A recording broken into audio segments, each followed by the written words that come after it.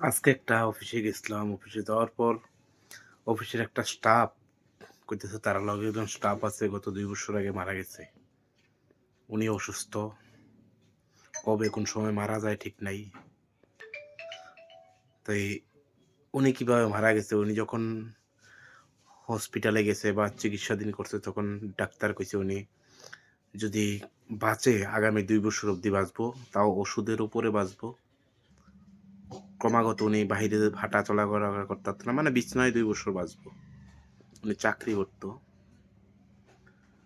তারপরে উনি সিদ্ধান্ত নিছে যে ২ বছর আমি বিছনায় থাকবো। আমার যে টাকা পয়সা অর্থ সম্পদ শেষ হইব, নষ্ট হইব।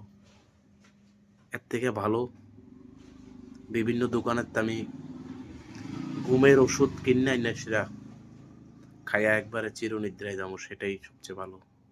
আর উনি শেষ অব্দি সেই কাজটা করছে। একটা প্রমাণ করে একটা পুরুষ জীবনের শেষ মুহূর্ত অব্দি সংসারের কথা চিন্তা করে। একটা পুরুষ জীবনের শেষ মুহূর্তটা অব্দি নিজ জীবনটা পর্যন্ত স্যাক্রিফাইস করে তার পরিবারের কথা ভাবে। তার ছেলে সন্তানের কথা ভাবে। কিন্তু একটা পুরুষ যখন আর্থিক দুর্বলতায় ভোগে, যখন আর্থিক টাকা পয়সা থাকে না, তখন কেউই তার কথা চিন্তা করে না। এটাই বাস্তব। এটা সত্যি। এই সমাজে প্রতিটা পুরুষ প্রতিনিয়ত নির্যাতন হইতাছে কিন্তু কেউ তার পক্ষে কথা কয় না। এটাই বাস্তব।